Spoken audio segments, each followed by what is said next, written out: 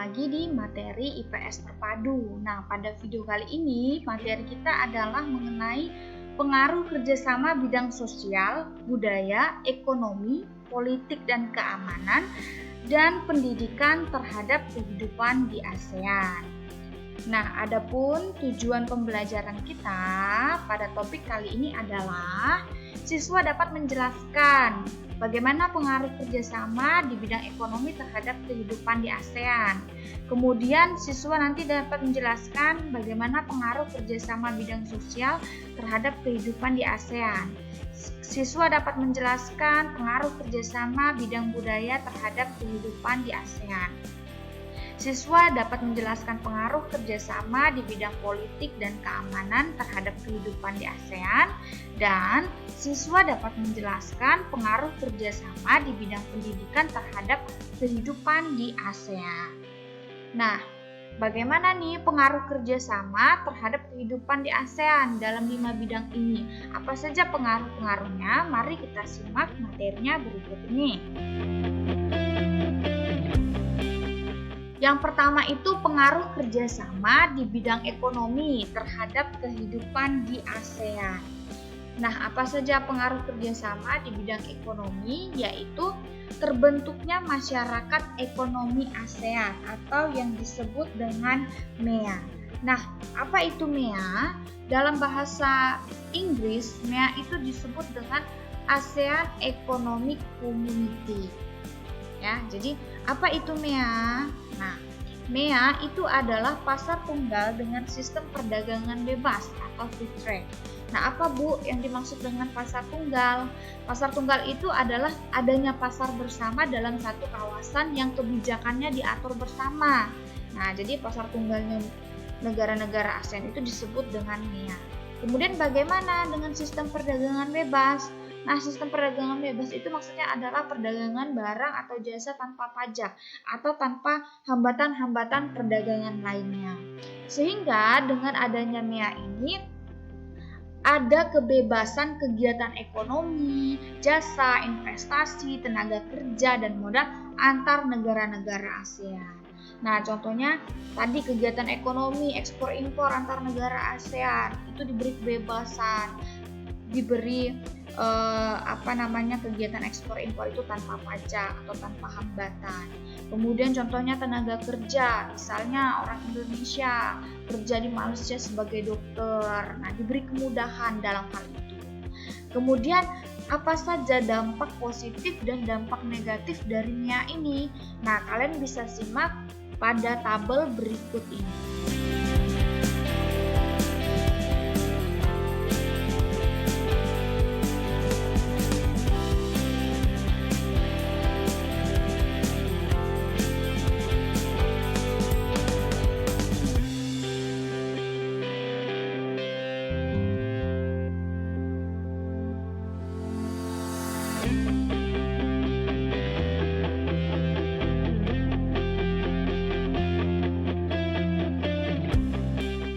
Nah, ini tadi dampak positif dan dampak negatif dari MEA. Oke, kita masuk pada pengaruh kerjasama bidang sosial terhadap kehidupan di ASEAN. Jadi apa nih pengaruhnya dalam bidang sosial? Yaitu terjadinya interaksi antar masyarakat ASEAN yang hidup berdampingan dalam perbedaan.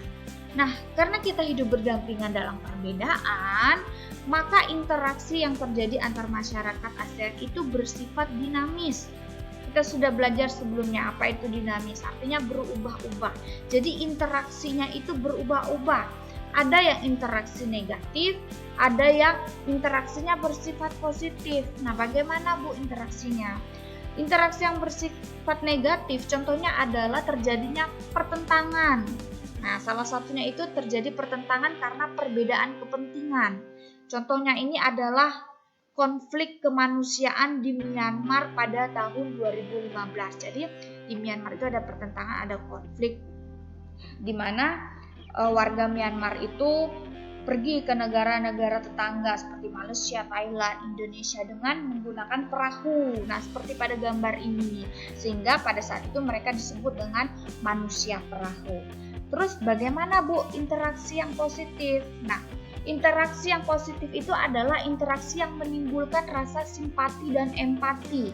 Nah, seperti contoh kasus konflik kemanusiaan di Myanmar ini, yang pada tahun 2015, ribuan pengungsi warga Myanmar itu membanjiri negara tetangga dengan perahu yang disebut dengan manusia perahu ini. Nah, karena adanya interaksi positif di ASEAN itu menghimbau negara-negara anggota supaya menerima untuk sementara para manusia perahu itu atas pertimbangan kemanusiaan. Jadi karena pertimbangan kemanusiaan, mereka harus menerima nih para pengungsi dari Myanmar yang datang ke Indonesia, yang datang ke Thailand, yang datang ke Malaysia, sehingga terjadilah rasa simpati dan empati, kan?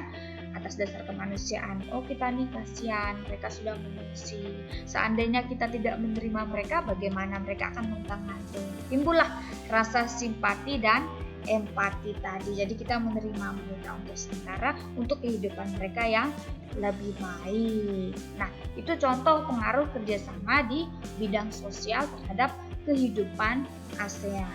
Kita lanjut. Pengaruh kerjasama bidang budaya terhadap kehidupan di ASEAN. Nah, pengaruh dalam bidang budaya itu adalah terjadinya integrasi ASEAN serta menimbulkan nilai-nilai positif. Terjadinya integrasi ASEAN itu artinya adanya kesatuan, persatuan antara negara-negara ASEAN. Kemudian menimbulkan nilai-nilai positif. Apa saja nilai-nilai positifnya? Nah, nilai-nilai positifnya diantaranya kerjasama bidang budaya ini dijadikan sebagai sarana untuk pertukaran informasi dan mengembangkan kebudayaan antar negara-negara ASEAN.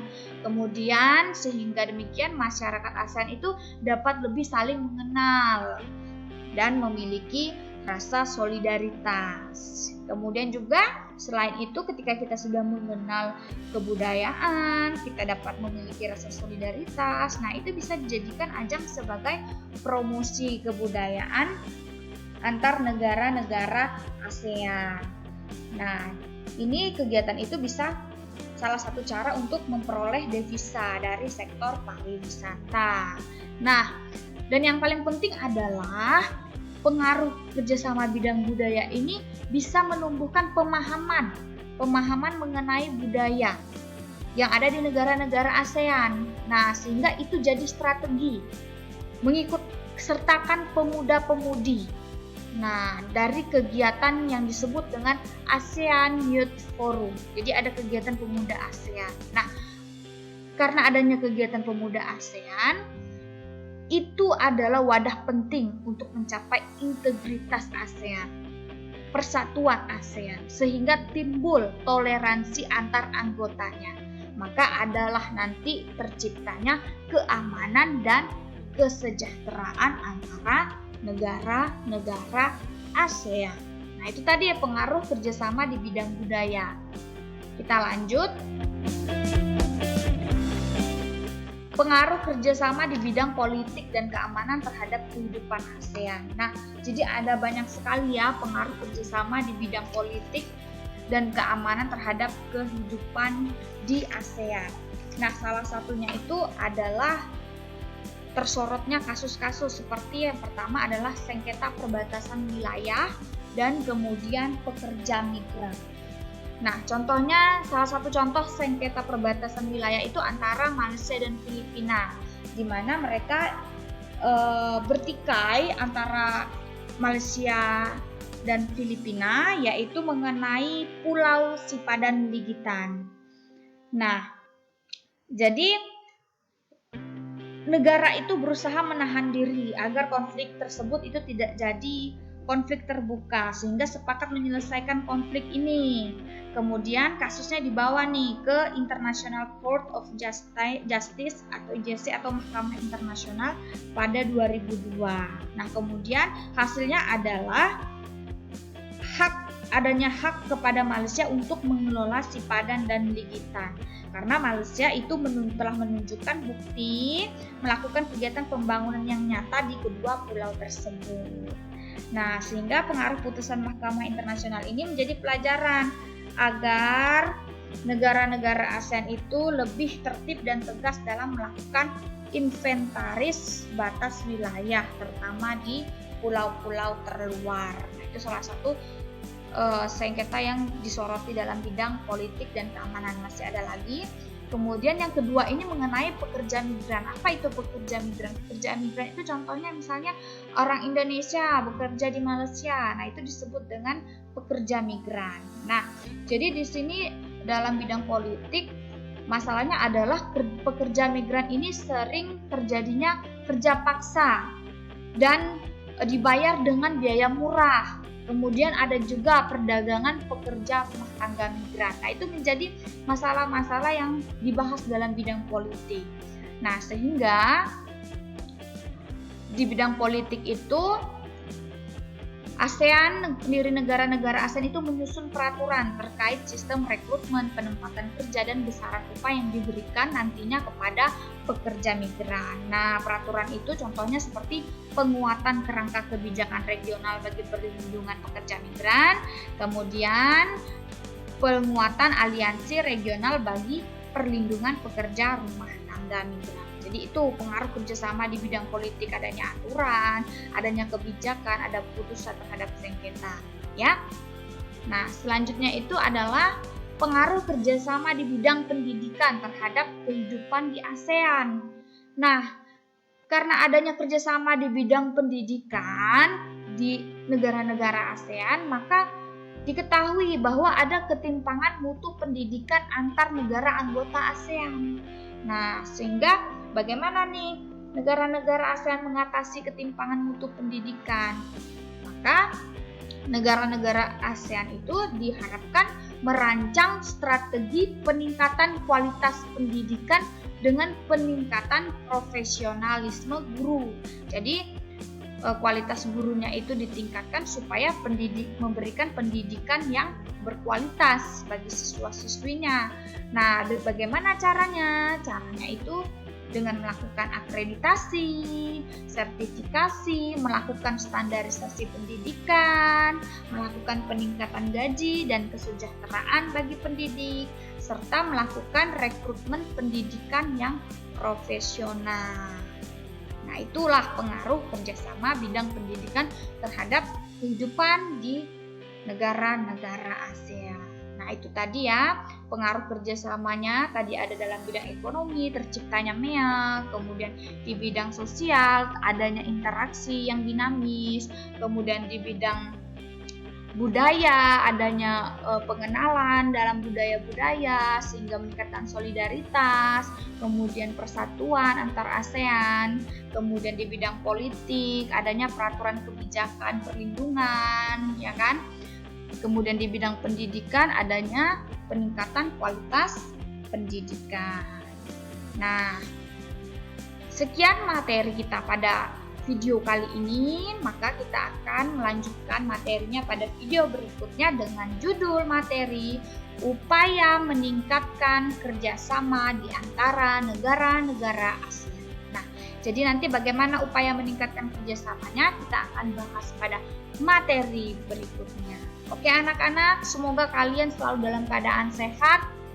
Jangan lupa sering cuci tangan, makanan bergizi, stay at home, dan kalian juga bisa mencari jawaban-jawaban dari materi ini dari sumber-sumber terpercaya lainnya. Jika ada hal-hal yang ingin didiskusikan, kalian silahkan menghubungi Ibu, bisa melalui media sosial, chat WhatsApp, dan lain sebagainya. Terima kasih, sampai jumpa di materi selanjutnya.